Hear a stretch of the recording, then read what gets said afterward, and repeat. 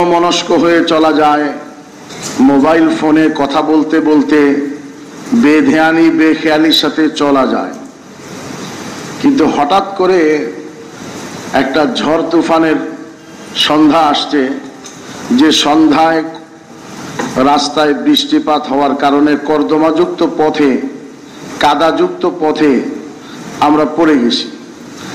এখন আর বেধ্যানিতে বেখেয়ালিতে চলা যাবে না। জামা কাপড় গুটায়ে প্রত্যেকটা পথ, প্রত্যেকটা পদক্ষেপ, প্রত্যেকটা কদম খুব সাবধানে রেখে আমাদেরকে পথ চলতে হবে, নতুবা কাদার মধ্যে পড়ে যাওয়ার সম্ভাবনা আসে। তো এই জন্য যাতে সাথীরা পথ চলতে গিয়ে শুকনা রাস্তার মতো বেধ্যানিতে না চলেন, বরং এই পথে কিভাবে চলতে হবে, এই ঝড় কোত্থেকে আসলো, অন্তত পক্ষে ন্যূনতম জ্ঞানটুকু সাথীদের থাকে এবং সেভাবে সতর্কভাবে চলতে পারেন। এই জন্যই আমাদের এখানে বসা আর এই ওয়াজাহাতি আলোচনা। আমাদের এই মজলিস শুরু থেকেই আমরা এরকম নিয়ত রাখি যে আমরা এই সতর্কতার জন্য বসছি। কাউকে খাটো করা, ছোট করা অথবা কারো দোষ নিয়ে আলোচনা করা আমাদের উদ্দেশ্য নয়। কিন্তু যদি আলোচনা করতে গিয়ে কারো কোনো কথা বলতেও হয়, তো সেটাকে গীবত মনে না করি। তার কারণ হলো, আমরা আম সাথীরা যখন বলি যে এটা তো গীবত, ভাই আপনাকে আমাকে গীবত শিখাইলো কে? আমরা তো ঘি ভাত জানতাম, গরম ভাতে ঘি খাওয়া যায় এটাকে চিনতাম, কিন্তু গীবত তো জানতাম না। এটা তো আরবি উর্দু শব্দ, এই শব্দ তো ওলামারাই আমাদেরকে চিনাইছেন। তো সুতরাং আমরা যদি তাদেরকে বলি যে গীবত করবেন না, এটা এক ধরনের অনাধিকার চর্চা। এই চর্চাটা ঠিক নয়। ওলামা ইকরামের এতটুকু জ্ঞান রাখেন যে গীবত কোথায় করা যাবে, কোথায় করা যাবে না, গীবত কাকে বলে, ওলামা ইকরামের এইটুকু এলেম আসে। আর এটা ধারণা করিব কি করে আমরা যে ওলামা ইকরাম মসজিদের মধ্যে বসে গীবত করবেন? একজন ছাত্র সে তার আখলাকি ও চারিত্রিক ভাবে পদস্খলন না ঘটে, নষ্ট না হয়ে যায়, এই জন্য তার সম্পর্কে তার উস্তাদের কাছে তার ত্রুটি বর্ণনা করা যায়। যায় কি না? করা যায়। একজন সন্তান সে পথভ্রষ্ট না হয়ে যায়, তাকে বাঁচানোর জন্য তার বাবার কাছে তার সম্পর্কে শেকায়াত, অভিযোগ, ত্রুটি বর্ণনা করা যায়। যায় কি না? যায়। একটা ছেলেকে পদস্খলন থেকে, তার ত্রুটি বিচ্যুতি থেকে বাঁচানোর জন্য যদি তার গীবত করা যায়, তাহলে পৃথিবীর 100-150 কোটি মুসলমান, যার মধ্যে শত লক্ষ কোটি মুসলমান দাওয়াত ও তাবলীগের মেহনতে আসেন, তাদের পদস্খলন না ঘটে, আকীদার মধ্যে বিচ্যুতি না ঘটে এবং আহলে সুন্নাত ওয়াল জামাতের থেকে বিচ্যুতি না ঘটে, জমহুর উলামা ইকরামের থেকে তারা বিচ্ছিন্ন না হন, এজন্য যদি সতর্ক করতে হয় আর কিছু বলতে হয়, সেটা গীবত হবে কি করে? এই জন্য কেউ যদি বলে, তাকে বলে দেওয়া যে আপনি বুঝতে ভুল করতেছেন, আপনার বুঝার ভুল। মেরে মোহতারাম আজিজ দোস্ত, হযরত মাওলানা ইলিয়াস সাহেব রহমাতুল্লাহ আলাইহির মালফুজাতের মধ্যে আসে, উনি বলেছিলেন যে দাওয়াত ও তাবলীগের মেহনতের ক্ষতি বাহিরের থেকে লোকেরা অত বেশি করতে পারবে না, বরং এই মেহনতের ক্ষতি হবে মেহনতের ভিতরের লোকেরা যদি উসুল ভঙ্গ করে, নিয়ম ভঙ্গ করে। শরীয়তের কথা বলেন নাই, সেটার তো কোনো অবকাশই নাই। উসুল, নিয়ম, নীতি যা নির্ধারণ করা হয়েছে, যদি ভিতরের লোকেরা উসুল ভঙ্গ করে, তাতে যতখানি ক্ষতি হবে, বাহিরের লোকেরা তাবলীগের এত ক্ষতি করতে পারবে না। যেমন ধরেন, বাহিরের ক্ষতিটা কেমন? একটা মসজিদে জামাত উঠতে দেয় না, ওই মসজিদের কমিটি, মসজিদে কিছু মুসল্লি যারা দাওয়াতকে পছন্দ করে না বা বুঝ নাই, তারা জামাত আসলে বাধা দেয়। তো আমরা মনে করতেছি সে তারা বাহির থেকে ক্ষতি করতেছে। না না, তাদের এই বিরোধিতায় তাবলীগের কোনো ক্ষতি হয় না, বরং ক্ষেত্র বিশেষ উপকার হয়। যদি 2-4টা ধাক্কা টাক্কা মারতে পারে, তাইলে তো কামই হইছে, তাইলে তো কামই হইছে। কারণ আমাদের উদ্দেশ্যই তো হলো হুজুরের মেহনতের সাথে বেশি মিল হয়ে যাওয়া। কানাডাতে এক জামাত গেছে, এক বাসায় গিয়ে নক করছে, তো ভিতরের লোক সব বাসায় গাস্ট করছে, একটা ফ্ল্যাটে গাস্ট করে নাই, রাহবার ওই বাসায় যায় নাই। তো মোতাকাল্লিম জিজ্ঞাসা করছে, এই ঘর কি মুসলমানের না? বলছে হ্যাঁ মুসলমানের। তো বলে এই ঘরে ডাক দিলা না? বলে না, একটু সমস্যা আছে। বলে কি সমস্যা, ডাকোই না। বলে না, উনি লোকটা খুব বদ মেজাজি, মানা করছে আমাকে আগেও। আরে আমরা একটু কথা বলি। তো দরজায় নক করে ওই লোক বাইর হয়েছে, বাইর হয়ে খুব রক্তচক্ষু, হাফ প্যান্ট পরা, এই তোমার আমি মানা করছি না যে কোনোদিন আমার ঘরে আসবা না, বলে দরজা খুব শক্তভাবে লাগাই দিছে। মোতাকাল্লিম আবার বলছে, ভাই আর একটু কথা, সুযোগ তো হইল না, চলে গেল। রাহবারও চিন্তা করছে কি করি, আবার নক করছে। ওই লোক ভেতর থেকে আসছে, ভেতর থেকে আইসাই খুব গুসা করে রাগে ওই রাহবরের মুখের মধ্যে থুতু মেরে দিছে। থুতু মেরে দিয়ে বলছে ভাগ, কইয়া দরজা লাগাই দিছে।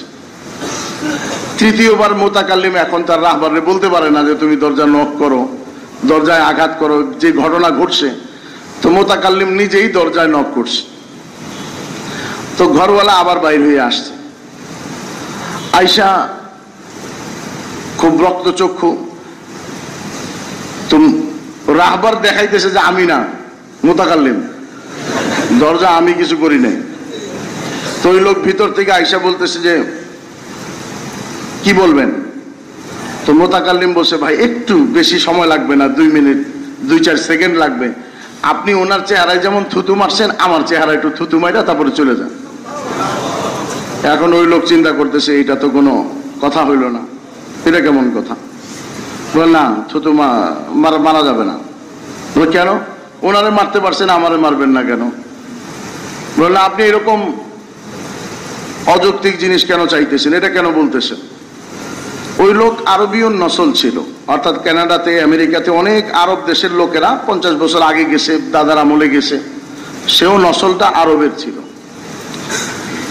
তো ওই মোতাকাল্লিম বলতেছিল যে আপনি যদি আমার একটু থুতু মারেন, তো আমি কিয়ামতের দিন রাসূল করিম সাল্লাল্লাহু আলাইহি ওয়াসাল্লামকে বলতে পারবো, ইয়া রাসূলুল্লাহ, দ্বীনের স্বার্থে আরবের মুশরিকরা, মুনাফিকরা আপনার চেহারায় থুতু মারছিল, আমরা শুনছিলাম। আর আমি দাওয়াত নিয়ে আমেরিকাতে, কানাডাতে গেছিলাম, তো আপনার আরব দেশের নসল মুসলমান আমার চেহারায় মারছে। তো আপনার সাথে আমার এতটুকু সামঞ্জস্যতা পাওয়া যায়, মিল পাওয়া যায়, এই জন্য আমার একটা নাজাতের রাস্তা করে দেন। এইটা আমার জন্য বড় একটা পাওয়া হয়ে যাবে, তুমি আমার চেহারা একটু থুতু মারো। ওই লোক বলছে না, এটা তো মারা যাবে না। বলছে তাইলে আর একটা কাজ করেন, যদি মারা না যায় তাহলে আপনি ভিতর থেকে তৈরি হয়ে আসেন, আমার সাথে মসজিদে চলেন, দুইটার একটা করেন, হয় থুতু মারেন নাহলে মসজিদে চলেন। তো ওই লোক মসজিদে আসতে, গোসল করে কাপড় পরে, আল্লাহ তাআলা তাকে হেদায়েত দিছেন, মেহনতের উপরে পর্যন্ত আল্লাহ তাকে উঠাইছে। তবলিগের ক্ষতি বাহিরের মানুষ থুতু মারে, ধাক্কা মেরে, মসজিদ থেকে বের করে, জামাত বিছনা ফালাই দিয়ে কোনোভাবে করতে পারে না, বরং ওই সকল আচরণ দ্বারা তবলিগের কি হয়, উপকার হয়, তরক্কি হয়, মেহনতও আগে বাড়ে, মেহনত করনেওয়ালার ইসলাহ হইতে থাকে, মিটতে থাকে, ভিতর থেকে তার সবর বাড়তে থাকে, বেশাউরি মানে তার অচেতন অবস্থাতে, তার অজানা সূত্রে তার ভিতরে সবর বাড়ে, তার ভিতরে আল্লাহর সাথে সম্পর্ক বেড়ে যায়। হাদিসে পাকের মধ্যে আসছে, কেউ যদি বাজার দিয়ে সামানা মাথায় নিতে পারে, তো তুমি সাক্ষী দিতে পারো এর ভিতরে কি নাই, কিবির নাই। তো তবলিগের মেহনতের এই সমস্ত আচরণ দ্বারা অজান্তে তবলিগও আগে বাড়ে, সাথীও আগে বাড়ে। ক্ষতি হয় যখন তবলিগের ভিতরে উসুলের খেলাফ কোনো কাজ করা হয়। আজকের এই ফাটল বলেন, ঝগড়া বলেন, দ্বিধা বিভক্তি বলেন, ফিতনা বলেন, ইখতিলাফ বলেন, যাই বলেন, এর পেছনে আমরা কথায় কথায় বলি ইহুদি নাসারার চক্রান্ত। কোনো ইহুদি নাসারার চক্রান্ত না। খামাখা ইহুদি নাসারাকে দোষ দিয়ে লাভ নাই, এই দোষ তো আমাদের দোষগুলি কেন তাদের ঘাড়ে চাপাই দিব? আমাদের মুসলমানের ঘরে সকালবেলা মেসওয়াক না করে বিরাস করে, দস্তর ছাড়া খানা খায়, এটা কোন ইহুদি নাসারার চক্রান্ত? এটা কেউ চক্রান্ত করে না, এগুলো আমাদের কমই। তো ঠিক তেমনি ভাবে আমাদের এই মেহনতের মধ্যে যে অবস্থাটা আসছে, এই অবস্থার জন্য কোনো ইহুদি নাসারা দায়ী নয়, এটার জন্য আমরাই দায়ী। দুই রকম দায়ী। একটা তো হলো ইজতেমাই ভাবে আমরা সকলেই স্বীকার করি যে আমাদের মেহনতের প্রতি গাফলত ছিল, আমাদের কমি হয়েছে। ওলামা ইকরামরা আমরা সমর্থন যতটা করছি আমলি ময়দানে অতটা একদম নেই নাই, এটা তো আসে এক ধরনের। তার চেয়েও বড় হলো যে আমাদের আকাবিরিন, আমাদের আসলাফ, আমাদের বুজুর্গান, আমাদের মাশায়েখে কেরাম যাদের ব্যাপারে পুরা উম্মত একমত পোষণ করছেন, ওনারা যে সমস্ত উসুল নির্ধারণ করে গেছেন, এই সময়ে এসে আমাদের মুরব্বীদের মধ্যে কিছু মুরব্বীগণ ওই সকল উসুল ভঙ্গ করার কারণেই এই ফিতনার উদ্ভব হয়েছে।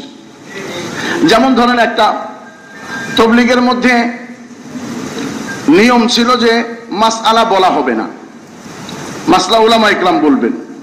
এইটা মৌলানা ইলিয়াস রহমাতুল্লাহের জামানা থেকেই চলে আসতেছে। বড় বড় উলামা ইকরাম, আমাদের মৌলানা জুবায়ের সাহেব হুজুরের সামনে এক লোক এসে মাসআলা জিজ্ঞাসা করছে, হুজুরের সামনে হুজুরের এক ছাত্র বসা, হুজুর তাকে দেখাই বলতেছেন উনি মুফতি সাহেব, ওনাকে জিজ্ঞাসা করেন। তাৎক্ষণিকভাবে বুঝে না আসলেও আমাদের আকাবিরিনরা ওই উসুলের উপরে চলছেন যে না, মাসআলা মৌলানা ইলিয়াস সাহেব রহমাতুল্লাহ আলাইহি কম জানতেন না, মৌলানা ইউসুফ সাহেব রহমাতুল্লাহ আলাইহি কম জানতেন না, কিন্তু ওনার হাজার হাজার বয়ানের মধ্যে মিম্বরে কোথাও মাসআলা বলেন নাই। এই জন্য না বলার কারণেই তখন থেকে শুরু করে আজ পর্যন্ত সাদা কালো লম্বা বেটে হানাফি মালিকি মাযহাবি গায়রে মাযহাবি যত রকমের লোক আসে, মুসলমান আসে, মুসলমানের সকল তবকাকে উনি এক দস্তরখানে জমা করে দেখাইছে, এক কাতারে জমা করে দেখাইছে, এক ইজতেমায় জমা করে দেখাইছে। আমাদের ঢাকাতে আহলে হাদিসদের একটা প্রসিদ্ধ এলাকা বংশা, এইখানের আহলে হাদিসদের মধ্যে হাজী হাবিবুল্লাহ সাহেব, হাজী সিরাজ সাহেব রহমতুল্লাহ আলাইহিরা ইন্তেকাল করছেন। এনাদের মতো মানুষরা মৌত পর্যন্ত অত্যন্ত জোরালো ভাবে জানমালের কোরবানি দিয়ে তবলিগের মেহনত করে গেছে। এই সকল মাসলাক গায়রে মাসলাক হানাফি শাফি হাম্বলি সমস্ত মাযহাবকে একত্রে জমা করা হয়েছিল একটা উসুলের ভিত্তিতে। মাসআলা এখানে বলা হবে না। এই ফাটল ধরছে ওই দিন যেই দিন এই মিম্বরের মধ্যে মাসলা বলা শুরু হইল, এইটা হারাম, এটা উলামায়ে সু, এটা জায়েজ নাই, এটা আমি বলি আমারটা শোনো। এই মাসলা যেদিন বলা শুরু হলো ওই দিন থেকে ফাটল শুরু হইল। ক্ষতি কেউ করে নাই, আমরা করছি, আমরাই করছি।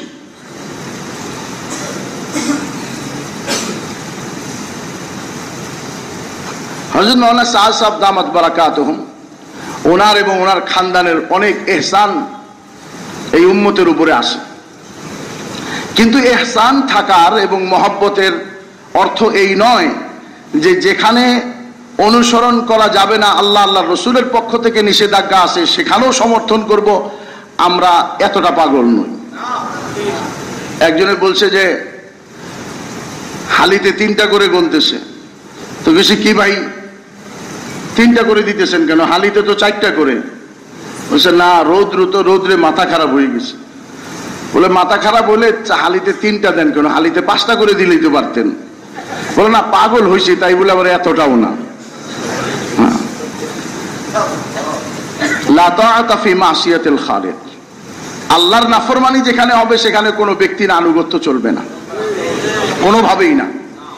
মাওলানা সাদ সাহেব দামাত বারাকাতুহুমকে আজকে কিছু সাথী মহব্বত করে ইতাআতের এত এক শব্দ, গান্দা এক শব্দ, কারণ ইতাআত শব্দটাকে যেটা আরবিতে ছিল ওইভাবে তো ব্যবহার করে না, এই শব্দটাকে দুর্গন্ধময় করে একটা জায়গায় নিয়ে গেছে এবং এই শব্দটাকে ব্যবহার করে ওলামা ইকরামকে এই মেহনতকে দাগদার বানাইতে চেষ্টা করতেছে। মেরে মুহতারাম আজিজ দোস্ত, আমরা তার দোষের আলোচনার জন্য বসি নাই, কিন্তু একটা শরীয়তের মধ্যে সীমারেখা নির্ধারণ করা হয়েছে। মহব্বত কতটুকু করা যাবে, ইতাআত কতটুকু করা যাবে। হযরত আবু বকর রাদিয়াল্লাহু তাআলা আনহুর ছেলে মুহাম্মদ ইবনে আবু বকর বদরের যুদ্ধে কাফেরদের পক্ষ থেকে আসছে। পরে যখন মুসলমান হয়েছে তখন বলছে, আব্বা বদরের যুদ্ধের দিন আপনাকে আমি ভাগে পাইছিলাম, মানে যুদ্ধ করতে করতে আপনার সামনে পড়ে গেছিলাম, কিন্তু আপনাকে দেখে আমি সরে গেছি যাতে আমার অস্ত্র আপনার উপরে উঠাইতে না হয়, মানে আপনাকে আমি এতটা মহব্বত করি। এটা বুঝাইতে চাইছি। আবু বকর রাদিয়াল্লাহু তাআলা জিজ্ঞাসা করলেন, বাস্তবে এরকম? বলে জি। আবু বকর রাদিয়াল্লাহু তাআলা বললেন, বেটা তোমার ভাগ্য ভালো যে তুমি আমার নজরে পড়ো নাই। তুমি যদি আমার নজরে পড়তা তো আমি তোমাকে দুই টুকরা করে দিতাম, আমি একটু পিছপা হইতাম না, কারণ তুমি রাসূল করিম সাল্লাল্লাহু আলাইহি ওয়াসাল্লামের মোকাবেলায় আসছো, দুশমনদের সাথে আসছো। ছেলের জন্য বাপের মহব্বত অবশ্যই আসে বলে দোয়া করছেন এবং পুরা খানদানকে আল্লাহর কাছ থেকে কবুল করায় সাহাবী বানায়, পুরা খানদানকে মুসলমান বানায় নিছেন। ওনার পুরা আবু বকর রাদিয়াল্লাহু তাআলা পুরা বংশই, মা বাপ ভাই ছেলে মেয়ে সবাইকে আল্লাহর কাছ থেকে কবুল করাইছেন। কিন্তু এর অর্থ এই না যে তুমি রসুলের বিরুদ্ধে আসবা আর তখন তোমাকে আমি ছেড়ে দিব।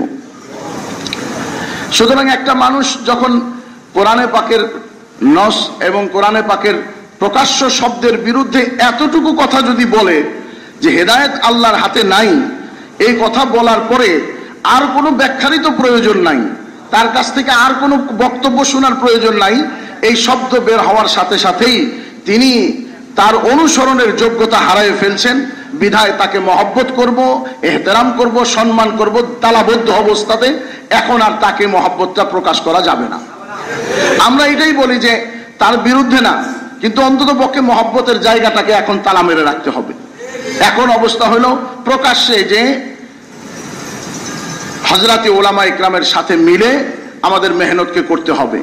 যেদিন তিনি তার উস্তাদ এবং তার মাশায়েখ আমাদের সমস্ত উলামা ইকরামের সরতাজ হযরত মাওলানা আহমদ লাট সাহেব, ইব্রাহিম সাহেব এবং দারুল উলুম দেওবন্দ উপমহাদেশের ইলমি মাদারে ইলমি এবং পুরো গোটা বিশ্বে বিল ওয়াস্তা বেলা ওয়াস্তা ডাইরেক্টলি ইনডাইরেক্টলি যত খেদমত আছে দারুল উলুম দেওবন্দের আছে, এই দুই তবকার সাথে উনি যতদিন পর্যন্ত আপোষ করে না আসবেন ততদিন পর্যন্ত চোখ কান বন্ধ করে আমরা উলামা ইকরামের সাথে মিলে মেহনত করতে থাকবো, কারো কোনো কথা শুনতে চাইবো না।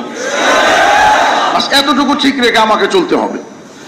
আর এটা সহজ রাস্তা, আল্লাহ তাআলা কোরআনেও তাই বলছেন, ফাসআলু আহলা যিকরি ইন কুনতুম লা তা'লামুন। যদি তোমার কোনো বিষয় জানা না থাকে তো যারা জানে তাদেরকে জিজ্ঞাসা করে নাও। ওই ভাইদের একটা বক্তব্য হলো যে ওলামাকে জিজ্ঞাসা করে চলবো, তো এই দিকেও তো ওলামা ইকরাম আছে, মাওলানা সাদ সাহেবের দিকেও তো ওলামা ইকরাম আছে। তো ওলামা ইকরাম একমত হইছেন, ওনাদের এই একমতটা শরীয়তের দলিল, এটা কি করে বলা যায়? এইটার একটা সহজ ব্যাখ্যা হলো, দেখেন ওলামা ইকরামের ঐক্যমত হওয়ার জন্য, ইজমা হওয়ার জন্য সারা বিশ্বের সমস্ত দাওরা পাশওয়ালারা একমত হওয়াটা কোনো জরুরি নয়, আর এটা কোনোদিন হবেও না। বরং ওলামা ইকরামের ঐক্য তখনই প্রকাশ পাবে যখন ওই সকল ওলামা ইকরাম যাদের নাম শোনার পরে উম্মত তাদের বক্তব্যকে বিনা কালামে, বিনা বাক্যে, বিনা ইশকালে কবুল করে নেয় এবং তাদের ব্যাপারে কোনো কিছু জানতে চায় না যে আপনি আলেম কিনা, কোত্থেকে আলেম হইছেন, সনদ কেউ থাকার, এই সমস্ত কোনো বক্তব্য জানতে চায় না। যেমন ধরেন হযরত মাওলানা আহমদ শফি সাহেব হুজুর যদি কোনো মাসলা বলেন তো কোনো পাগলও জিজ্ঞাসা করবে না যে হুজুর আপনি আলেম কিনা, কোথা থেকে ফারেগ হইছেন, আপনার সনদ কই, আপনার সাথে কারা ছিল, কেউ জিজ্ঞাসা করবে না, কোনো পাগলও জিজ্ঞাসা করবে না। এমনি ভাবে আমাদের দেশের যত উলামা ইকরাম আছেন এবং যত বড় বড় প্রতিষ্ঠান আছে এরা সকলেই একমত হয়ে গেছেন। এখন তাহলে মাওলানা সাদ সাহেবের এখানে কারা আছেন? ওইখানে আমার মতো আব্দুল্লাহ আছে, আমার মতো আশরাফ আছে, আমার মতো মনির সাহেব আছেন, যারা কোনো কোথাও গিয়ে যদি বলেন যে এইটা মাসলা এরকম চলতে হবে তো জিজ্ঞাসা করা হবে আপনি কে? বলবেন আমি আলেম।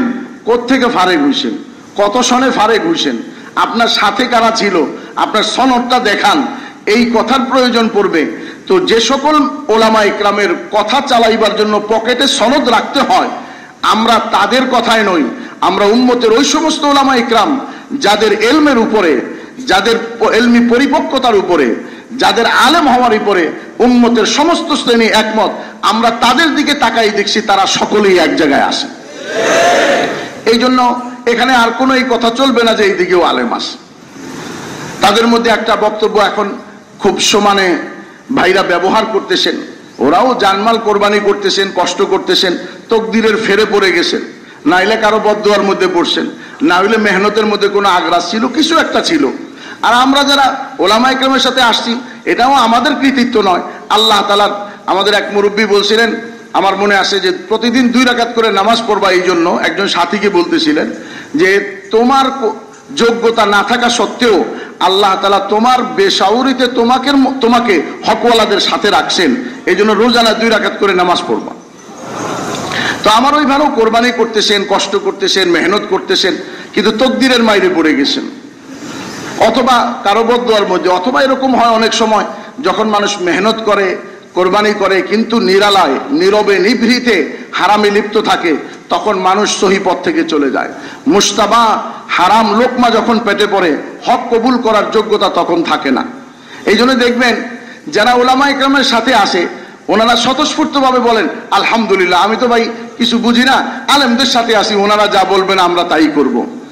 এখানে কিন্তু ওইদিকে যারা আসেন, কিছু ভাই এরকম থাকে, কিছু ওলামা ইকরাম এরকম আসেন যে ওইদিকে থাকার পরে তারা যদি জিজ্ঞাসা করা হয় যে ভাই আপনি কি অবস্থা, আপনার কি ধারণা পোষণ করেন, তো বলে যে আমি কোনো দলেই না, আমি মাঝখানে আসি, এগুলোর মধ্যে আমি নাই। তার মানে হলো দিল ওইদিকে পড়ে আসে, এইটা প্রকাশ করতে তার ভয় লাগতেছে, নিজের দিলই খটকা লাগতেছে, দিল বলতেছে যে এই কামটা ঠিক হয় নাই। কারণ ইমানদারের দিল বড় মুফতি, দা মা ইউরিবুক ইলা মা লা ইউরিবুক। হাদিসের মধ্যে আসছে যেই জিনিসে তোমার খটকা লাগে এটা ছেড়ে দাও, আর যেখানে তোমার খটকা নাই সেখানে চলে যাও। তো যার কারণে কিছু ভাই এরকম বলতেই পারতেছেন না যে আমি কোন দিকে আসি, আমার দিল কোন দিকের মধ্যে আসে। মেরে মুহতারাম আজিজ দোস্ত, তো এইটা একটা হলো উসুল ভঙ্গ করার কারণে আমাদের উপরে এই ফিতনার শিকার আমরা হইছি। দ্বিতীয় একটা জিনিস হলো দাওয়াত ও তাবলীগের মেহনতের মধ্যে ওই সকল ভাইরা যে একটা কথা চালাইতেছেন যে আমির মানা জরুরি। মাওলানা সাদ সাহেব উনিও নিজেকে আমির বলে দাবি করছেন, তাহলে প্রশ্ন হলো আবার 2 জনের ফাইসাল বানাইলেন কেন? নতুন করে 2 জনকে ফাইসাল বানাই দিলেন কেন? আমির না বানাইবার কথা, এটা সবই বিরোধী কাম। আপনি দাবি করলেন আমির, সুন্নতের দাবি করলেন যে ইমারতের সাথে চলা, সূরা দিয়ে নয়। যদি তাই হয় তো নতুন করে বাংলাদেশে 2 জন সূরা ঢুকাই দিয়ে ফিতনা লাগাইলেন কেন? বাংলাদেশে একজন আমির বানাই দিতেন, তাও বলতাম আপনার বক্তব্য এক হিসেবে এক জায়গায় আসে। একদিক থেকে আপনি আপনার জায়গাতে আমিরের দাবি করতেছেন, সূরাকে মানতেছেন না, অপরদিকে বাংলাদেশে আর একজন সূরাকে ফাইসাল বানাই দিয়ে আপনি আমাদের দেশের মধ্যে ফিতনা লাগাই দিলেন। এটা সব বিরোধী কাম হইল। আমির হওয়ার দাবি করবেন হযরত মাওলানা ইনামুল হাসান সাহেব রাহমাতুল্লাহ আলাইহির জামানা থেকেই, হযরত মাওলানা ইনামুল হাসান সাহেব রাহমাতুল্লাহ আলাইহির জীবদ্দশা থেকেই হযরত শেখুল হাদিস মাওলানা জাকারিয়া সাহেব রাহমাতুল্লাহ আলাইহির সাথে ওনার জীবদ্দশাতে একবার ওনার খুব হালত ওনার উপরে তারি হয়েছে। তো হযরত মাওলানা জাকারিয়া সাহেব রাহমাতুল্লাহ আলাইহি উনি জানতে চাইছেন মাওলানা ওমর পালনপুরি সাহেবের মাধ্যমে যে এনামের কি হয়েছে, সে কেন বিষণ্ণ থাকে। মাওলানা ওমর পালনপুরি সাহেব রাহমাতুল্লাহ আলাইহি মাওলানা জাকারিয়া সাহেব রাহমাতুল্লাহ আলাইহিকে জানাইছেন যে উনি ওনার পরের জিম্মাদার নিয়ে বড় চিন্তিত আছেন, জিম্মাদারি কাকে দিবেন, কে হবে। হযরত মাওলানা জাকারিয়া সাহেব রাহমাতুল্লাহ আলাইহি যখন নাকি মাওলানা ইনামুল হাসান সাহেব তার দিকে মুতাওয়াজ্জহ হইলেন, হযরত শেখুল হাদিস কিছুদিন তাকে ইশারাও বলা হইল এটা যে আপনি দেখেন কোনো ফায়সালা আসে কিনা, অর্থাৎ মদিনাতে আসেন, ওখান থেকে আপনি কোনো ইশারা পান কিনা। হযরত শেখুল হাদিস মাওলানা জাকারিয়া সাহেব কিছুদিন পরে মাওলানা ওমর পালনপুরি সাহেবকে জানাইলেন, বলে এনামকে বলো সে যেন একটা মশওয়ারার জামাত বানায় নেয়, সূরার মাধ্যমে তার এক কাজকে চালায়। তারপরে তো মাওলানা ইনামুল হাসান সাহেব রাহমাতুল্লাহ আলাইহি তার জীবদ্দশাতেই আলমীভাবে হিন্দুস্তান, পাকিস্তান, বাংলাদেশ মিলায়ে একটা সূরার জামাত বানাইলেন। নিজামুদ্দিনের এই জামাতে 3 জন ছিলেন, 2 জন বাড়ায় এই জামাত নিজামুদ্দিনের 5 জন করা হইল। সূরা এইভাবে চলে আসতেছে। মিয়াজি মেহরাব রাহমাতুল্লাহ আলাইহি ওনার ইন্তেকাল হয়ে গেল। মাওলানা ইজহারুল হাসান সাহেব রাহমাতুল্লাহ আলাইহি ওনারও ইন্তেকাল হয়ে গেল। তো এইভাবে যখন ইন্তেকাল হইতে হইতে 2 জন রয়ে গেলেন, মাওলানা ওমর পালনপুরি সাহেবেরও ইন্তেকাল হয়ে গেল। তো 2 জন রয়ে গেলেন, মাওলানা সাদ সাহেব এবং মাওলানা জুবাইরুল হাসান সাহেব দামাত বারাকাতুহু। তো মাওলানা জুবাইর সাহেব মাওলানা সাদ সাহেবকে বললেন যে সূরার যে জামাতটা ছিল এটা তো সংখ্যা কমে গেছে, তো इसकी तकमील कर लेनी चाहिए, জামাতটা পরিপূর্ণ করে নেওয়া দরকার সূরা বানায়ে। ওনার পক্ষ থেকে আমিরের দাবি আসছে 20 বছর পরে, কিন্তু দাবি আসার পূর্ব লক্ষণ পাওয়া গেছে অনেক আগেই। উনি তখন বলছেন, লোক তোমারে और हमारे पास आते हैं, इसमें बनाने की क्या जरूरत है। উনি বললেন যে মানুষ তোমার আমার কাছে আসে, এটা বাড়াইবার কি দরকার আসে। এটা থেকেই আভাস পাওয়া যায় যে উনি এই সূরা আর বাড়াইতে রাজি নন, বা এক কথায় বলা যায় যে আপনিও চলে গেলে তারপর আর আমার আমির হওয়ার রাস্তা সাফ থাকবে। মাওলানা জুবাইরুল হাসান সাহেব রহমাতুল্লাহ আলাইহি, উনি যতদিন জীবিত ছিলেন আল্লাহ তাআলা অনেক বড় দিল দিয়েছিলেন, হজম করে গেছেন। উনি মার্কাজে যখন বয়াত, উনি দুইজনের কাছ থেকে ইজাজত প্রাপ্ত ছিলেন। মাওলানা জাকারিয়া সাহেব রহমাতুল্লাহ আলাইহির কাছ থেকেও ইজাজত প্রাপ্ত ছিলেন ওনার নানা, আর আরেক দিক থেকে ওনার বাবা মাওলানা এনামুল হাসান সাহেব রহমাতুল্লাহ আলাইহির কাছ থেকে উনি ইজাজত প্রাপ্ত ছিলেন। ইজাজত প্রাপ্ত হওয়ার কারণে উনি বয়াত করতেনও। কিন্তু মাওলানা সাদ সাহেব এই কথা বললেন, ইয়ে মার্কাজ হ্যাঁ, ইয়ে খানকা নেই হ্যাঁ, এটা কোনো খানকা নয়, এটা মার্কাজ। মশওয়ারা করে এই কথার সিদ্ধান্ত নিলেন যে না, এখানে কোনো বয়াত করা হবে না, বয়াত মার্কাজের বাইরে। মাওলানা জুবাইরুল হাসান সাহেব বন্ধ করে দিলেন।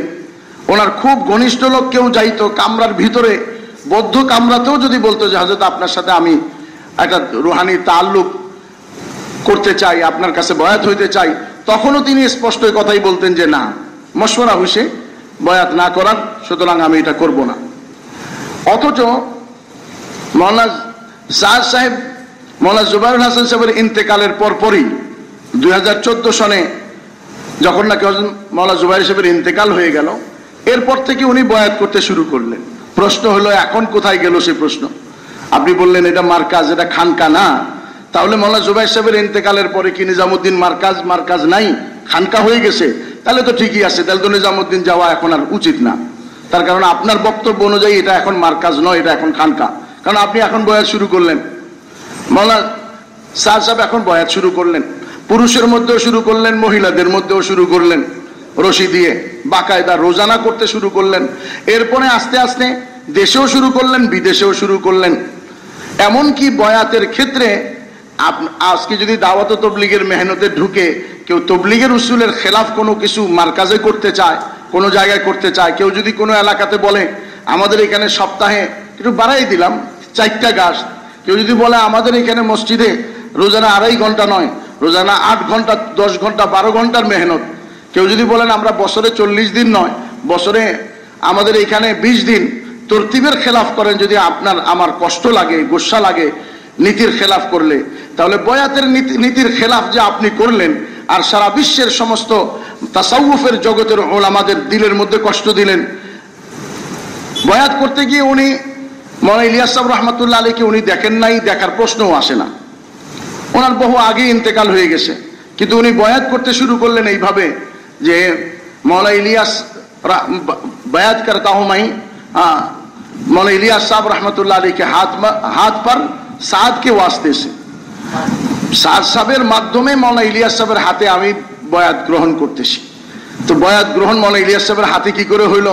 মৌলানা সাদ সাহেবের মাধ্যমে। আপনি তো তাকে দেখেনও নাই, আপনার কারো পক্ষ থেকে ইজাজতও নাই, কারো খলিফাও আপনি নন।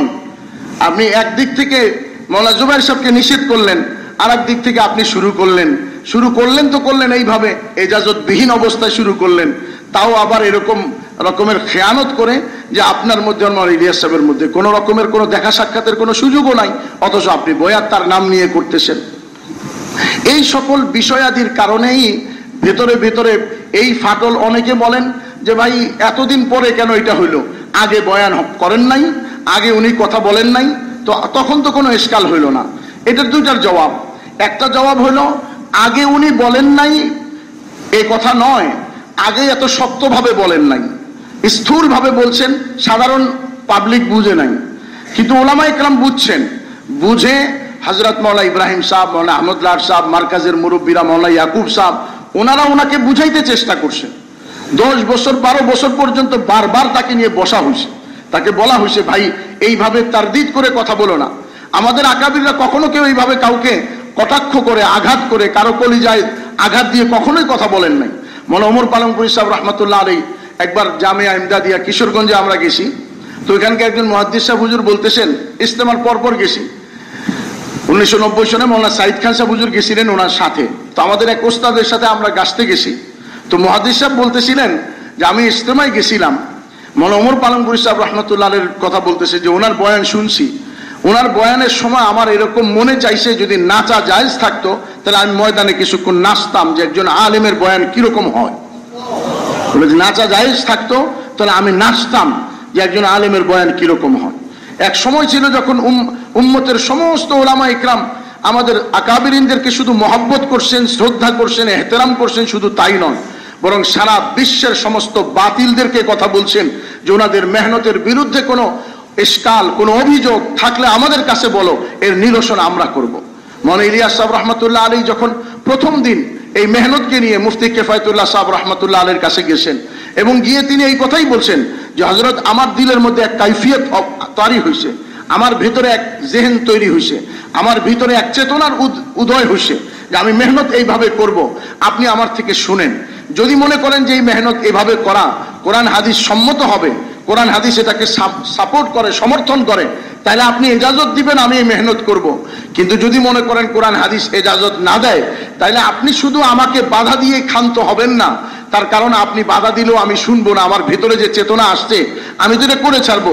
সুতরাং আপনার কাছে অনুরোধ, আপনি ছুরি দিয়ে আমারে জব করে দেন যাতে আমি এই কাজ করতে না পারি।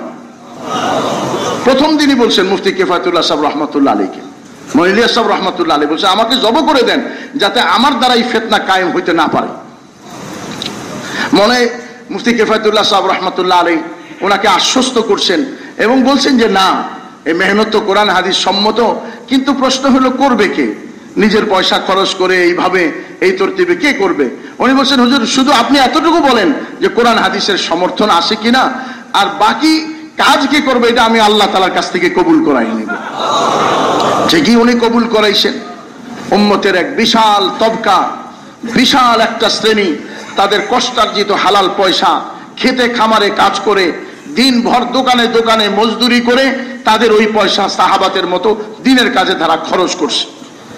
কিন্তু আজকে ওই আমাদের বড়দের মেহনতের মধ্যে সামান্য কিছু কথা, অল্প কয়টা কথা, যে কথাটা না বললে তবলিগের কোনো ক্ষতি নাই আর বলার দ্বারা তবলিগের কোনো উপকারও নাই। আচ্ছা আপনারাই বলেন, আসহাবে কাহফের সাথে কুত্তা ছিল না বাঘ ছিল, এইটা বলার দ্বারা তবলিগের কোনো লাভ আসে? আর এটা না বললে তবলিগের কোনো ক্ষতি আসে? কোনো ক্ষতি নাই। কিন্তু কি হইল, সারা বিশ্বের সমস্ত মুফাসসিরিনদের, সমস্ত জমহুরদের বিরুদ্ধে গিয়ে উনি একটা নতুন, মানে এটা বলতে আমাদের কষ্ট হয়, কারো বিরুদ্ধে নাই, কারণ যেমন আব্দুল্লাহ ইবনে উবাই ইবনে সালুলের ছেলে বাপের বিরুদ্ধে দাঁড়াইছিল রাসূলের স্বার্থে, কিন্তু বাপের মহব্বত তো দিলে ঠিকই ছিল। আমাদের দিলের মধ্যেও মৌলানা সাদ সাহেবের মহব্বত আসে, কিন্তু আমরা মজবুর হয়ে গেছি যে সমস্ত জমহুর উলামা ইকরামের বিরুদ্ধে আপনি কেন গেলেন? কেন আসহাবে কাহফের সাথে কুকুর ছিল না বাঘ ছিল এই কথা বলতে গেলেন? আপনি তাওয়িল করতে গেলেন। একজন কোথাকার এক জায়গা হাওয়ালা দিয়ে আপনি নিয়ে আসলেন একটা বাঘ ছিল, এইটা বলে আমি তো মনে করি যে এটা একটা উস্কানি দেওয়া আর এটা নতুন মতবাদ তৈরি করা ছাড়া আর কিছু না। তবলিগের সাথে এটা কি সম্পর্ক? আমাদের আকাবিররা কখনোই বলেন নাই।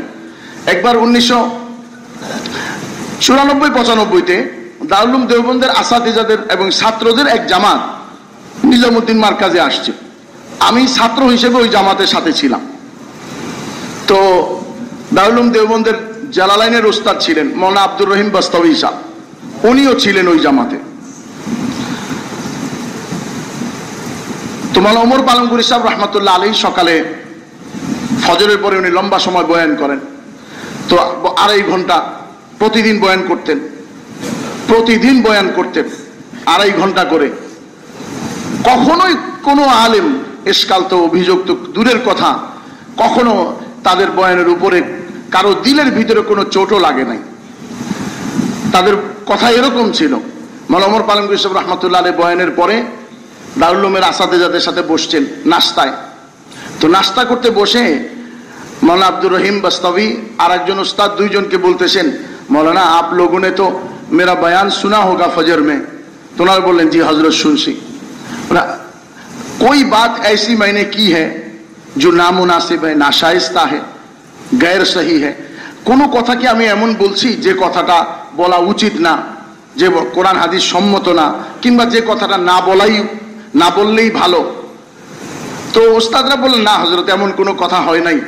শেষে আমার মনে নাই কথাটা কি ছিল, মাওলানা আব্দুর রহিম সাহেব বললেন, একটা কথার বিষয় বললেন যে হুজুর এটা ভুল নয়, আমি ভুল ধরছি না, তবে এইটা ঘটনাটা এইভাবে না বললে এইটা বললে বেশি রাজেহটা বলা হবে, এতটুকুই শুধু। মাওলানা ওমর পালনপুরি সাহেব রহমতুল্লাহ আলাইহি মাওলানা আব্দুর রহিম সাহেবকে জড়াই ধরলেন, বলে আপনি আমার কত বড় উপকার করলেন, এটা না বললে আমি কতদিন পর্যন্ত মারজু কলটা চালাইতে থাকতাম, আপনি আমার কত বড় উপকার করলেন। আমাদের আকাবিরদের তরিকা এইটা ছিল। কিন্তু এখন এক অবস্থা হলো যে মাওলানা সাদ সাহেবের সরাসরি ওস্তাদ মাওলানা ইব্রাহিম সাহেব, সরাসরি ওস্তাদ মাওলানা ইয়াকুব সাহেব, সরাসরি ওস্তাদ মাওলানা ইব্রাহিম দেওলা সাহেব, ওনারা যে সরাসরি ওস্তাদ হওয়া সত্ত্বেও তাদের বুঝানো তো দূরের কথা। আমি গত পরশুই আসছি দারুল উলুম দেওবন্দ থেকে সফর করে। তো হযরত মাওলানা ওমর পালনপুরি সাহেব রহমতুল্লাহ আলাইহির ছেলে, ওনার সাথে দেখা করতে গেছি। আমি ছোটবেলায় ওনার খাদেম ছিলাম হিসেবে ছেলের সাথে সম্পর্ক আছে। দেখা করতে গিয়ে আমি জিজ্ঞাসা করলাম যে ভাই, মার্কাজে ওনার এই ব্যক্তিবর্গ ওনার সরাসরি ওস্তাদ, আর কোন ওস্তাদ আছে কিনা এরকম? উনি বললেন, না, এনারা কেউ তো ওনার ওস্তাদ না। তা আমি ঘাবড়ে গেলাম যে এতদিন শুনলাম ওনার ওস্তাদ, উনি কি বলতেছেন? তো উনি বললেন যে এরা কেউ ওস্তাদ, ওনার ওস্তাদ না, বরং ইনি বলতে চান উনি এদের সবার ওস্তাদ। আচরণ বিধিটা হলো এরকম যে মাওলানা ইব্রাহিম, মাওলানা ইয়াকুব সাহেব সহ যত আসাতেজা তার সরাসরি আসে, তাদের ইনি বলতে চান যে তিনি তাদের সকল উস্তাদ, তার আচরণ হলো এরকম। মাওলানা ইব্রাহিম সাহেবের কোন এক কথার পরিপ্রেক্ষিতে মাওলানা সাদ সাহেব বয়ানের মধ্যে সকালবেলা এই কথা পর্যন্ত বলছেন, ইয়ে সারে আহমক হে বেওকুফ হে, ওস্তাদদেরকে এই কথা পর্যন্ত বলছেন। হাজী আব্দুল ওয়াহাব সাহেবের খাদেম মাওলানা ফাহিম সাহেব, তিনি এক জায়গায় বলছেন যে আমার মনে হয় ফাটলের যতগুলি কারণ, তার মধ্যে একটা তো বড়, আমি বললাম যে উসুলের খেলাফ করা ভেতর থেকে, আর একটা বড় কারণ হলো যে উস্তাদের, আমাদের মাদ্রাসা জগতের মধ্যে আমরা যেটা জানি যে একজন দাওরা হাদিসের উস্তাদও আমাদের কওমি লাইনের মধ্যে নুরানির উস্তাদ কেউ কখনো অবজ্ঞা করেন না, বেএহতেরাম করেন না, এহতেরাম করে চলেন। উস্তাদের এহতেরাম আমাদের কওমি মাদ্রাসার জগতে যেরকম আসে, সারা দুনিয়াতে আর কোন লাইনের মধ্যে এরকম নাই। অথচ উনি ওনার উস্তাদকে সরাসরি বেওকুফ এবং গাধা এই ধরনের শব্দ ব্যবহার করার কারণে হযরত মাওলানা ফাহিম সাহেব বলতেছেন যে এখন ভয় হইতেছে এই অবস্থাতেই যদি মাওলানা ইব্রাহিম সাহেবের ইন্তেকাল হয়ে যায় অথবা মাওলানা সাদ সাহেবের ইন্তেকাল হয়ে যায়, তাইলে তার আখিরাত নষ্ট হওয়ার ব্যাপারে কোনো সন্দেহ নাই। আর যদি বাইচা থাকতে থাকতে এটার কোনো হল করে নেয়, তাইলে তো বাঁচার রাস্তা আছে। তো একটা বড় কারণ হলো তার আসাদেজাদের সাথে তার একমত না হওয়া, তার বক্তব্য কোরআন হাদিসের খেলাফ হওয়া, আর স্ববিরোধী বক্তব্য হওয়া। উনি একদিক থেকে নিজেই বলতেছেন যে মশওয়ারার আহমিয়ত বলতে গিয়ে যে আল্লাহ তাআলা ইবাদতের মধ্যে নামাজকে যেমন গুরুত্ব দিচ্ছেন, তো দাওয়াতের কাজের মধ্যে আল্লাহ মশওয়ারাকে গুরুত্ব দিচ্ছেন। এই জন্য আল্লাহ সূরা শুরার মধ্যে নামাজ আর মশওয়ারাকে একসাথে করছেন। এইভাবে ইস্তেমবাদ করে উনি গুরুত্ব বুঝানোর মশওয়ারার। অথচ নিজামুদ্দিনের যে জামাতটা চলে গেছে, তাদের সকলের বক্তব্য হলো এই ফিতনার আরেকটা মৌলিক কারণ হলো যে উনি কারো মশওয়ারা মানতে রাজি নন। উনি যেটা সিদ্ধান্ত নেবেন এটা পূর্ব থেকে ঠিক করে আসতেন, ওটাই চালাইতেন। এইটা উনি কারো মশওয়ারা মানার মতো ইতাআত করার মতো মন মানসিকতা ওনার মধ্যে ছিল না। মশওয়ারার খেলাফ উনি করতেন। উনি এই কথা বলতেন যে যতক্ষণ পর্যন্ত চারটা দেয়াল মিলাই একটা কামরা হইছে, পশ্চিমে, পূর্বে, দক্ষিণে, উত্তরে চারটা দেয়াল মিলে একটা কামরা। উনি বলতেন 4 সূরা 5 সূরা মিলাই একটা রুমের মতো, একটা কামরার মতো। যদি কোনো একটা দেয়াল আলাদা হয়ে যায়, তো ওই দেয়াল যতক্ষণ পর্যন্ত আবার এই কামরার সাথে মিলিত না হয়, ততক্ষণ পর্যন্ত এই প্রাচীর, এই দেয়াল কোনো তার ডাইনেও কামরা নাই, তার বাঁয়েও নাই, তার উপরেও নাই, তার নিচেও নাই। এটা উনি বলতেন। তাহলে আমাদের দেশের 1-2জন সূরা আমাদের বাকি সূরার থেকে আলাদা হওয়ার পরে আপনি কিভাবে তাদের সমর্থন করলেন? তারা তো উপরেও কামরা নাই, ডাইনেও কামরা নাই, বামেও কামরা নাই, নিচেও কামরা নাই। আমাদের 6জন ফয়সালার মধ্যে 4জন একদিকে রইলেন, 2টা দেয়াল আলাদা হইল। আপনি ওই 2 দেয়ালের সমর্থন কিভাবে করলেন? এটা আপনার বক্তব্য অনুযায়ী তো ওই 2 দেয়ালের সমর্থন করা যায় না, তারা যতক্ষণ পর্যন্ত বাকি 4জনের সাথে 5জনের সাথে একমত না হয়। আগাগোড়াই ওনাদের অবস্থান হলো স্ববিরোধী বক্তব্য। ইজতেমার সময় যে ঘটনা ঘটছে এটা আমাদের সকলেরই সামনে। অনেকে আমরা জেলার সাথীরা জানি না যে কি হয়েছে, চলে আসে। ইজতেমার সময় অবস্থা হলো ওলামায়ে কেরাম যে তার বিরোধিতা করছে, ওনার দেশে আসার বিরোধিতাটা করছে, তারা বলতে চান ভাই আমাদের মুরব্বীরা আসবেন কি আসবেন না, তবলিগের মেহনতের মধ্যে কি চলবে কি চলবে না, এইটা ওনারা কেন বলতে যাবে, আইনরা কেন বলবে, এটা আমরা নিজামুদ্দিন থেকে আসে, ওনাদের এটা বক্তব্য নিজামুদ্দিন থেকে কথা আসবে, আইনরা কেন বলবে? আপনার কথা এক দরজায় ঠিক আছে, সেটা হলো তবলিগের মেহনতের কুসুম করে নিজামুদ্দিন থেকে আসবে। এই ব্যাপারে ওলামায়ে কেরাম বলবে না, শুধু তাই না, আজ পর্যন্ত কোনোদিন বলেও না, এখনো বলে না, ভবিষ্যতে বলবে না, বলবে না শুধু তা না, বরং ওলামায়ে কেরাম 16 বছর 20 বছর মাদ্রাসায় পড়ে কোরআন হাদিস ঠিক করে শহীদ তরিকাকে হাসিল করার পরেও তারা ওই উসুলগুলিকে মানছেন এবং উম্মতকে মানানোর জন্য কোরআন হাদিস দিয়ে তাদেরকে বুঝাইতে চেষ্টা করছে। যেমন সাধারণ বলুন বলে শুরু যে এরকম আপত্তি আসতো, ইসলামের বুনিয়াদ 5টা, তবলিগের 6টা। যখন এই আপত্তিগুলি আসছে, একজন সাধারণ সাথী কিন্তু তখন এটা আওয়ামদেরকে বুঝাইতে সক্ষম হয় নাই যে উসুল এবং ইসলামের বুনিয়াদ এই দুইটা জিনিস এক নয়, দুইটা ভিন্ন জিনিস। ওলামায়ে কেরাম বুঝাইছেন, মাওলানা নুরুল ইসলাম অলিপুরি সাহেব জায়গায় জায়গায় বহস করছেন, মাহফিলে মাহফিলে বলছেন, বুঝাইছেন যে না, তবলিগের 6 উসুল ঠিক আছে, তার কারণ সেটা বুনিয়াদ নয়, ওটা ভিন্ন জিনিস। ফাউন্ডেশন কোনো জায়গায় যদি 4টা খুঁটি হয় আর উপরে আইসা যদি কলম আর কামরা যদি 20টাও হয় তাতে অসুবিধা নাই। ফাউন্ডেশন 5টা, উপরে রুম 20টা, তো 5টা তো ছিল তবলিগ ইসলামের বুনিয়াদ, আর 6টা হলো কামরা, এটা হলো আলাদা উসুল। পুরা ইসলামে পড়ার জন্য সহজ একটা পন্থা ওলামায়ে কেরাম এইভাবে বুঝাইতে চেষ্টা করছে। যখন 40 দিনের কথা বলছে, ওলামায়ে কেরাম বিরোধিতা করেন নাই, বরং উম্মতকে বুঝাইতে চেষ্টা করছেন যে না ঠিক আছে। হযরত মাওলানা শেখুল হাদিস সাহেব ফাজাইলুল কিতাবে লিখে দিয়েছেন যে মানুষের মায়ের পেটে তার আকৃতি পরিবর্তন 40 দিনে কিরকম ভাবে হয়, সুতরাং 40 দিনের মধ্যে একটা পরিবর্তনের বিরাট ভূমিকা আছে। বিধায় যদি একটা মানুষ 40 দিন মসজিদের পরিবেশে থাকে তাহলে তার মধ্যে পরিবর্তন আসবে, এইভাবে উম্মতকে বুঝাইতে চেষ্টা করছেন। কিন্তু ওলামায়ে কেরাম রাস্তায় নামলেন কখন? ওলামায়ে কেরাম রাস্তায় নামলেন তখন যখন নাকি নিজামুদ্দিন থেকে কোনো ব্যক্তির বক্তব্য, তার বয়ান কোরআন হাদিসের খেলাফ চলে আসছে। তখন যদি ওলামায়ে কেরাম এই কথা মনে করেন যে এটা নিজামুদ্দিনের কথা, নিজামুদ্দিন বলবে আমরা জানি না, তো ওলামায়ে কেরাম তো তার ইলমের খেয়ানত করবে, আল্লাহর কাছে তার জবাবদিহি করতে হবে, কিয়ামতের দিন আল্লাহ তাকে ধরবেন। তো ওলামায়ে কেরাম এই জন্য দাঁড়াইছেন যাতে খেয়ানত না হয়, আল্লাহর কাছে জবাব দিতে না হয়। এই জন্য ওলামায়ে কেরাম রাস্তায় দাঁড়াইছেন যে না, আপনি এখন আইসেন না, এহতেরামের সাথে বলছেন, সম্মানের সাথে বলছেন এবং ওনাকে বুঝাইতে চেষ্টা করছেন। বরং আমরা এই কথা বলি যে উনি ইজতেমার সময় বিরোধিতা করে যে আসছেন, ওনার আসার চেয়েও যারা আনছে তারা অপরাধ বেশি করছে। আমরা এটা ভালো করেই জানি যে আমাদের দেশের ওলামায়ে কেরাম এবং সরকার, প্রশাসন এবং আহলে কাকরাইল 3 তবকার সমন্বয়ে মশওয়ারা হইল।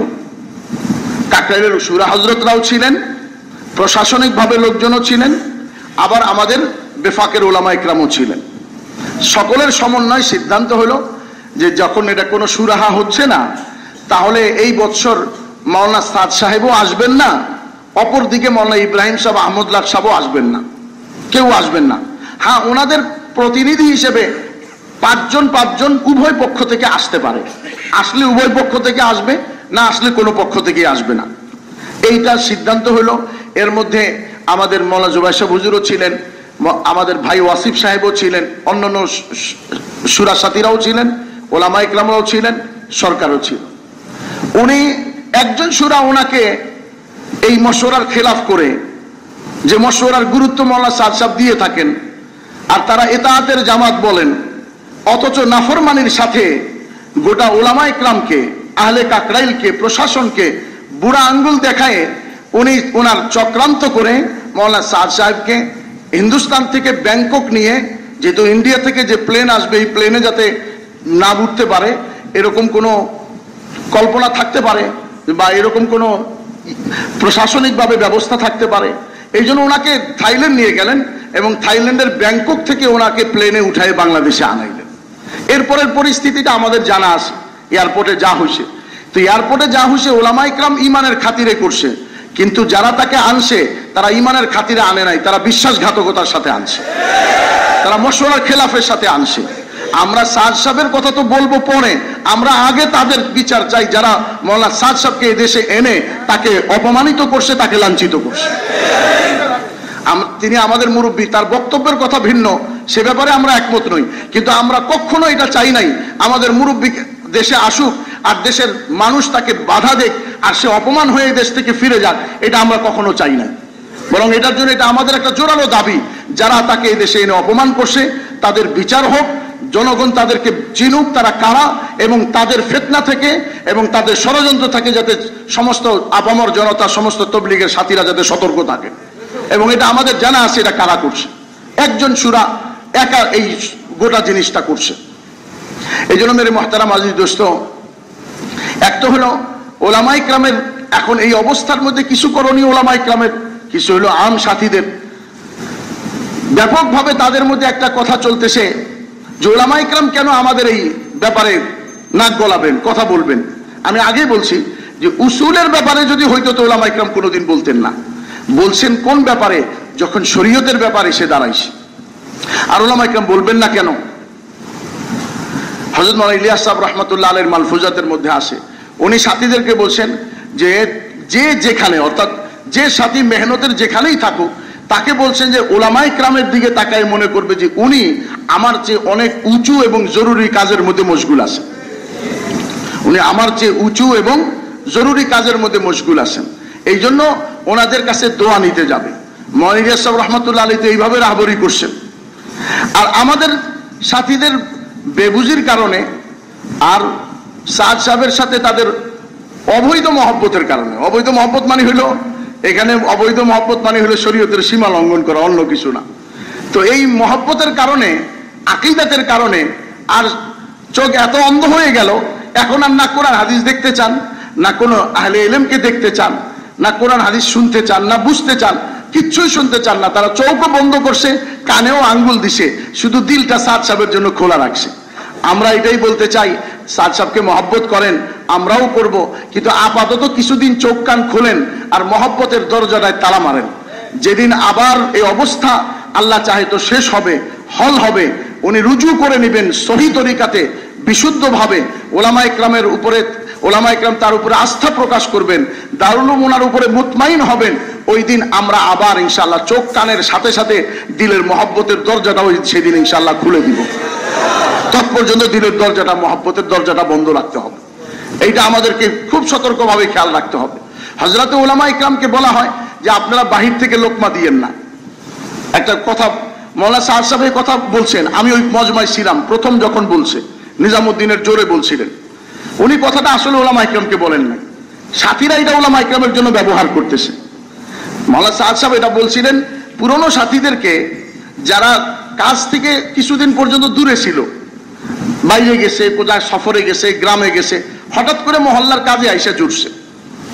এখন বলছে যে তুমি এইখানে নতুন কোন রায় দিও না যতক্ষণ পর্যন্ত না তুমি বুঝার চেষ্টা করো। বাহির তোমার এখন রায় দেওয়াটা বাহির থেকে রায় দেওয়ার মতো। আজকে কিছু সাথীরা ওলামা ইকরামকে বলতেছে যে ওনারাই ব্যাপারে কথা বলাটা নামাজের বাহিরের থেকে লোকমা দেওয়ার মতো। তো নামাজের বাহিরের থেকে লোকমা দিলেই না, লোকমা কি করা যায় না, নেওয়া যায় না। এই মাসলাই ঠিক না, এক নম্বর তো এই মাসলা ঠিক না। নামাজের বাহির থেকে লোকমা দিলে লোকমা ইলজামি জবাব হলো নেওয়া যায়, যদি নেওয়া যায় তা না, নিতে হয়। যদি কেরাতে ভুল করে সেটা ভিন্ন কথা, তখন তো রাস্তা খোলা আছে, রুকু চলে যাও, কেরাতে আটকে গেছো, রুকুতে চলে যাও, নামাজ পুরা করো। কিন্তু যদি নামাজের ভিতরের কোন বড় কোন রকমের মধ্যে গলত হয়, যেমন নাকি কেবলামুখী হয়ে নামাজ পড়তেছে লংসের মধ্যে, লংস ঘুরছে, বাহির থেকে কেউ বলছে লংস বামে ঘুরছে, উনি নামাজের ভিতরে ডাইনে ঘুরে গেছে, কেবলা ঠিক রাখার জন্য নামাজ ভাঙবে না। মসজিদে কেবলা তাইন বাইতুল্লাহ মদিনা শরীফে আছে, দুই কেবলার মসজিদ। আপনারা যারা হজ করছেন গেছেন না, আচ্ছা, কেবলাতাইন মসজিদের ঘটনা কি? তার ঘটনা দুই তিন রকম বর্ণনা আছে। এক বর্ণনায় আসে আসরের নামাজ ওই এলাকার লোকেরা মসজিদে কেবলাতাইনের মধ্যে বাইতুল মুকাদ্দাসের দিকে ফিরে পড়তেছেন। আরেক সাহাবী মসজিদে নববী থেকে নামাজ পড়ে আসছেন। উনি আইসে তখন নামাজ পড়ছেন বাইতুল্লাহর দিকে ফিরে, কেবলা পরিবর্তন হয়েছে। উনি আইসা যখন দেখলেন যে কেবলাতাইনের লোক এই জামাতটা বাইতুল মুকাদ্দাসের দিকে ফিরে নামাজ পড়তেছে, তো উনি বাহির থেকে বললেন যে খোদার কসম, এই মুহূর্তে আমি রাসূল করিম সাল্লাল্লাহু আলাইহি ওয়াসাল্লামের সাথে আসরের নামাজ পড়ে আসছি এবং বাইতুল্লাহর দিকে ফিরে পড়ছি, কেবলা পরিবর্তন হয়েছে। তো ওই জামাত 2 রাকাত তো পড়ছিল বাইতুল মুকাদ্দাসের দিকে ফিরে, নামাজের ভিতরেই তারা কেবলামুখী হয়ে ফিরে বাকি 2 রাকাত পুরা করছেন। এইভাবে 4 রাকাত পুরা হয়েছে। তো নামাজের বাইরের লোকমা নিছে কি নাই? নাই। ওলামা একরাম ছোটখাটো লোকমা দেয় নাই, যেখানে লোকমা নেওয়া যায় না ওই লোকমা দেয়ও নাই। লোকমা এমন জায়গায় দিচ্ছেন যেখানে লোকমা না নিলে আপনার ওই ব্যক্তি লোকমা না নিলে যেমন তার নামাজ ফাসেদ হইতো, ওলামা ইকরামের এই লোকমা যদি কোনো সাথী এখন গ্রহণ না করে তার তবলিগ ফাসেদ হবে, তার তবলিগ নষ্ট হবে। এই জন্য ওলামা ইকরাম লোকমা দিছে যে আপনার তবলিগকে ফাসেদ করেন না, আপনার জানমাল নষ্ট করেন না, আপনি অন্যায় জায়গায় এতাআত করেন না, এতে আপনার জানমাল নষ্ট হবে, সময় নষ্ট হবে, আর কিয়ামতের দিন বড় আফসোসের মধ্যে পড়ে যাবেন। এই জন্য নিরুপায় হয়ে আমরা লোকমা দিছি, খবরদার আর আগে বাড়েন না, যতটুক করছেন আর করেন না। এই জন্য মেরে মহতারাম আজিজ দোস্ত, ওলামা ইকরাম এই মেহনতের মধ্যে নাই। কে বলছেন? যিনি একদিনও সময় লাগান নাই কিন্তু দরসে নিজামের কোন খেদমতের মধ্যে লিপ্ত আছেন, উনি এই মেহনতের ভেতরেই আছেন। যেমন আমাদের যদি মেহনত শুধু 3 চিল্লা সাল দেওয়াই মেহনত হয়, শুধু সাল দেওয়াই মেহনত হয়, তাহলে কিছু মনে করেন না মাওলানা সাদ সাহেবের কিন্তু সাল হয় নাই, তাহলে তো আপনার লোক আপনার কথাও নিতে পারতেছি না। ওনারা হাজি আব্দুল হক সাহেব সরাসরি বলছেন, बेटा सब कुछ ठीक है लेकिन मेरी बात मान ले, तो साल लगा ले। मौलाना हाजी আব্দুল হক সাহেব ওনারা সরাসরি বলছেন। তো আমরা এটা দোষ দিচ্ছি না, আমরা বলতে চাই যে সাল লাগানোই শুধু মেহনত নয়। মেহনতের মধ্যে যেমন নাকি কিছু মুরব্বীরা কাকরাইলে আসেন, মিম্বর সামলাইতেছেন, কেউ খানার কামরায় খানা পাকাইতেছেন, কেউ গেটে পাহারা দিচ্ছেন। তবলিগের মধ্যে যেমন কেউ মুতাকাল্লিম হয়ে বয়ান করতেছেন, আবার কেউ খানা পাকাইতেছেন, স্টোভে পাম দিতেছেন।